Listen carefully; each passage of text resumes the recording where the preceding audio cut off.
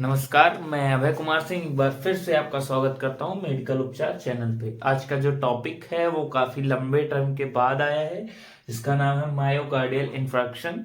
जो काफ़ी लंबा गैप हो गया अगले लेक्चर में, जो नर्वस सिस्टम का पार्ट सेकेंड था उसके बीच में। फिर ये तो आज का जो टॉपिक है वो डिले ना करते हुए तुरंत स्टार्ट करते हैं। मायोकार्डियल इन्फ्रैक्शन क्या होता है? एमआई यानी हार्ट अरेस्ट बोल लीजिए। एमआई हार्ट ब्लॉकेज के कंडीशन को एमआई बोलते हैं। तो ये कौन सी कंडीशन होती है? ये तब डेवलप होता है जब हमारी जो कोरोनरी आर्टरी है यानी हार्ट की जो आर्टरी है वो उसमें कोई ब्लॉकेज हो जाए, कोई एथरोमा हो जाए, कोई एथरोस्क्लेरोसिस हो जाए। तो उस कंडीशन में क्या होता है, जो वहाँ पे कोरोनरी आर्टरी है वो इसमें इंफ्राक्ट हो जाता है, यानी जो होता है वो नैरो हो जाता है जो कोरोनरी आर्टरी। तो उस कंडीशन को बोलते हैं मायोकार्डियल इन्फ्रैक्शन। तो इसके बारे में आज जानते हैं, इसके साइन एंड सिम्टम्स जानेंगे, कॉजेज जानेंगे, मोस्टली ये कहाँ से पाया जाता है, कैसे डेवलप होता है ये जानेंगे, और इसके क्लिनिकल फीचर्स जानेंगे थोड़ा सा, फिर इन्वेस्टिगेशन भी थोड़ा सा पढ़ लेंगे। ठीक है, तो इसकी डिफिनेशन क्या होगी? It is a condition in which narrowing or blockage in the coronary artery of the heart। तो इसमें जो होता है वो ब्लॉकेज डेवलप हो जाता है, यानी नैरो हो जाता है। क्यों नैरो हो जाता है? ड्यू टू कोलेस्ट्रॉल डिपोजिशन हो जाता है, ब्लड हमारा थिक हो जाता है, क्लॉट के वजह से कभी कभी हो जाता है, या कभी कभी एथरोमा हो गया, या कभी कभी एथरोस्क्लेरोसिस हो गया।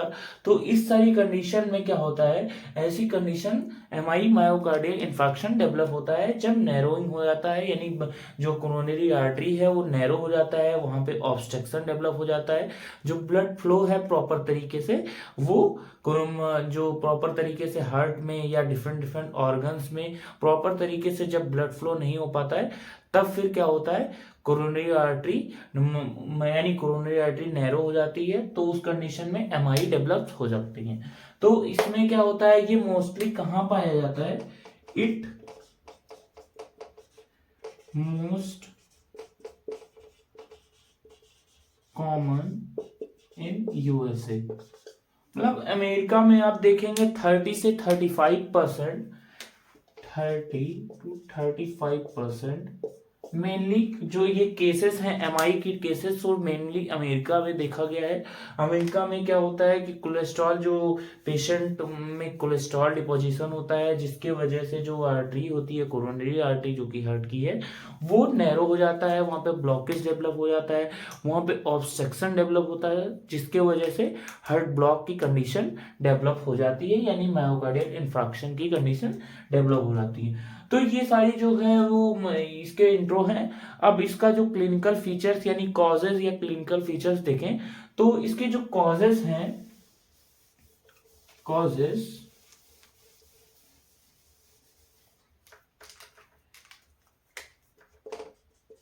इट इज कॉज्ड, तो ये कैसे कॉजेज, इसके क्या कारण हो सकते हैं? फर्स्टली इसके कॉज होते हैं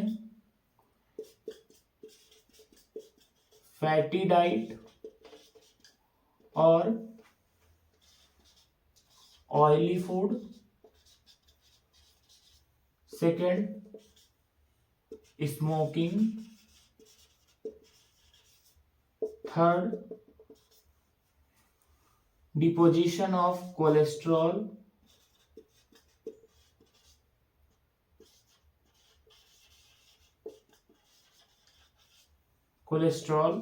fourth, aneurysm.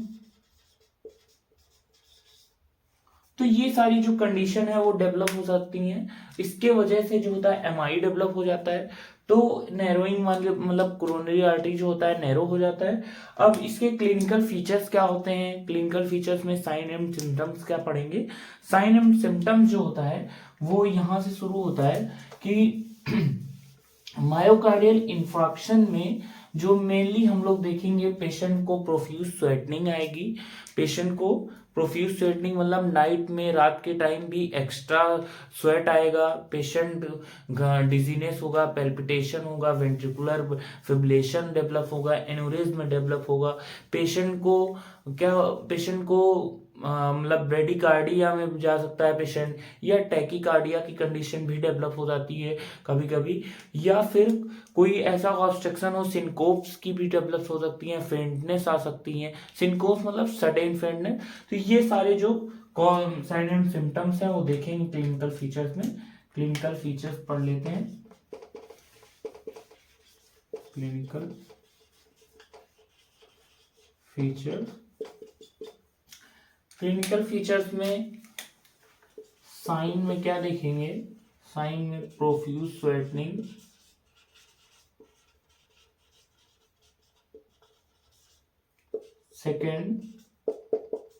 Second thirst, excessive thirst लगेगा।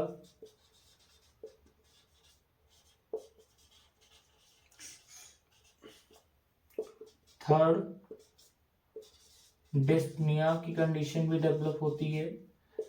Fourth, palpitation. फिफ्थ, फैटीग नहीं। फिफ्थ, इसमें क्या होगा कि फेंटनेस भी हो सकता है, फेंटनेस।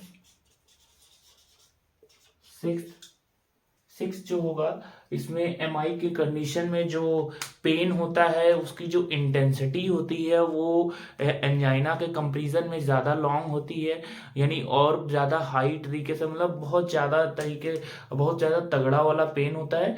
और जो उसका जो ड्यूरेशन होता है वो एमआई में काफ़ी ज़्यादा एंजाइना के कंपैरिजन में बढ़ जाता है। मेनली देखते हैं कि 1 से 2 आवर तक एंजाइना का पेन होता है, वो किस एरिया में होता है ये देखते हैं। Pain occurs around left arm, shoulder side और स्कैपुलर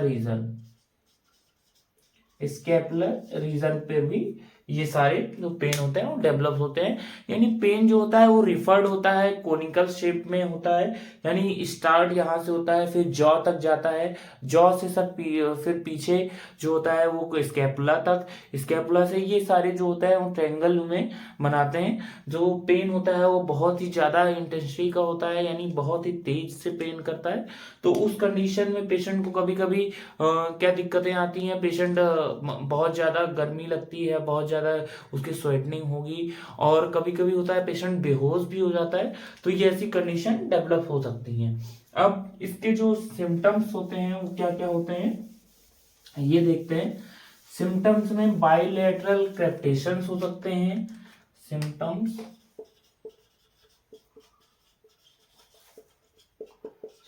में बाइलेटरल बेसल क्रिप्टेशंस हो सकते हैं। सेकेंड, वेंट्रिकुलर फिब्रिलेशन हो सकते हैं।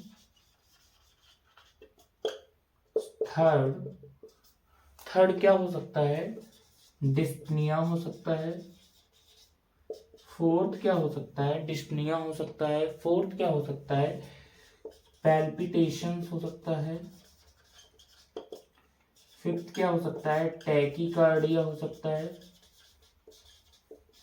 और ऑल्सो ब्रेडी इन सम केसेस।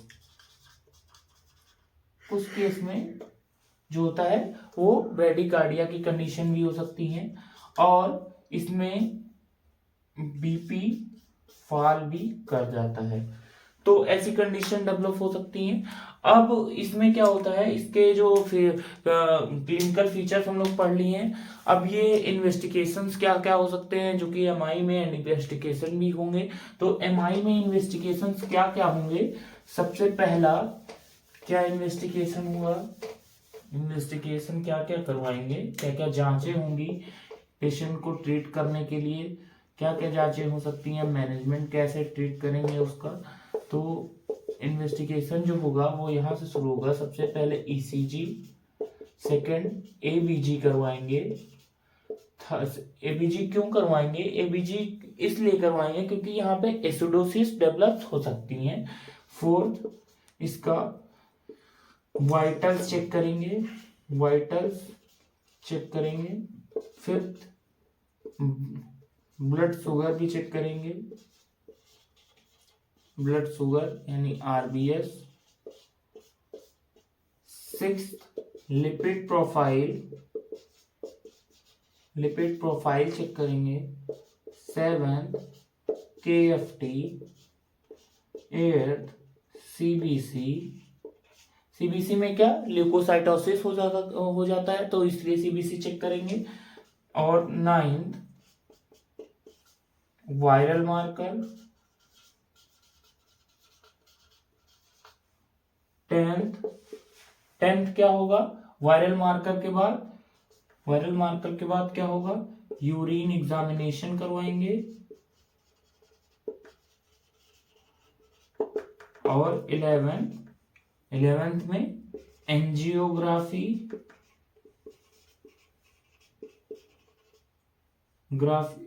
एंजियोग्राफी तो लास्ट होता है सबसे पहले। फिर इसके बाद में क्या करवाएंगे, ट्रॉप आई या ट्रॉप टी, ट्रोपोनिन आई या टी, तो ये करवाएंगे। फिर लास्ट में जो लास्ट होगा, अगर पॉजिटिव ट्रॉप आई या ट्रॉप टी आता है तो उस कंडीशन में एंजियोग्राफी करवाएंगे इफ रिक्वायर्ड, अगर जरूरत है तो। अब इसके जो ट्रीटमेंट, अब इन्वेस्टिगेशन हो गया पेशेंट का जो प्रोविजनल डायग्नोसिस बनना है, फाइनल डायग्नोसिस बनना है। तो अब यहाँ से क्या होगा, अब पेशेंट का मैनेजमेंट कहाँ से शुरू करें, इसका ट्रीटमेंट कैसे शुरू करें। तो सबसे पहली जो कंडीशन होगी वो पेशेंट को क्या एंटीकोगुलेंट देना है, एंटीकोगुलेंट देना है। एंटीकोगुलेंट में कौन सा, हिपेरिन दे सकते हैं, स्ट्रेप्टोकाइनेस दे सकते हैं। तो ट्रीटमेंट,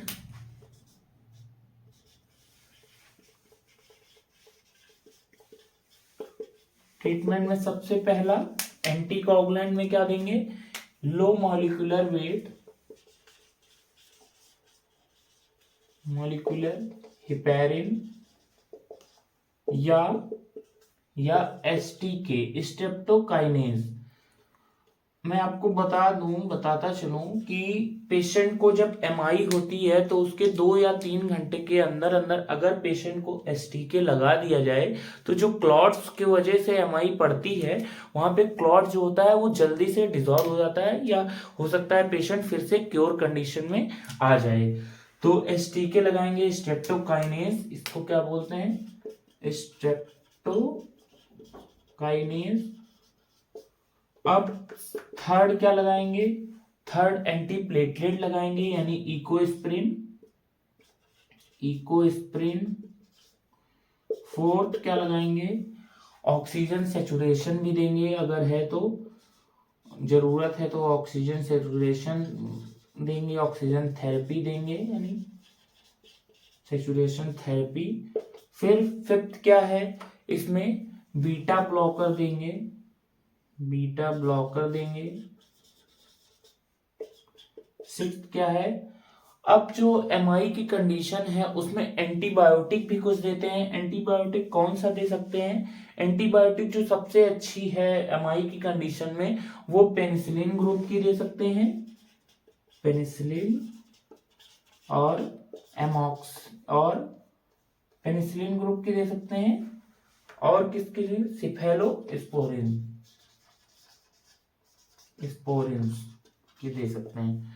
फिर सेवेंथ क्या देख सकते हैं, इसमें सेवन जो कंडीशन होती है, अब इतने सारे ये जो मेन है वो हमने लिख दिया है। कभी कभी कैल्शियम चैनल ब्लॉकर भी देते हैं या डाइजॉक्सिन दे देते हैं। डाइजॉक्सिन भी जो मदद करता है कंजेस्टिव हार्ट फेल्योर में सबसे ज्यादा मदद करता है। लेकिन कभी कभी जब वेंट्रिकुलर फिब्रिलेशन होता है, रिसारा पैटर्न बनता है ईसीजी में, तो उस कंडीशन में ट्रीटमेंट क्या होता है, डाइजॉक्सिन भी दे दिया जाता है। तो इतने सारे जो ट्रीटमेंट है वो मेनली है प्राइमरी ट्रीटमेंट है। अब इसमें जो मोस्ट लास्ट में क्या लिख देंगे, लास्ट में ट्रीटमेंट जो होगा वो कॉज को देख के देंगे, यानी किस वजह से ट्रीटमेंट किस वजह से हो रहा है, क्या ऐसी कंडीशन आ रही है जिसके वजह से एमआई डेवलप हुआ है, तो उसके उसको कारण को देखते हुए अकॉर्डिंग टू कॉज। तो आज का जो एमआई यानी मायोकार्डियल इंफ्रैक्शन है वो वीडियो खत्म होता है, यानी लेक्चर खत्म होता है। अब अगला जो टॉपिक होगा एक नया टॉपिक होगा, नया लेक्चर होगा, नया डिजीज होगा जो कि कार्डियोजेनिक शॉक बचा है। तो कार्डियोजेनिक शॉक पे अगला लेक्चर आ रहा है। तो इस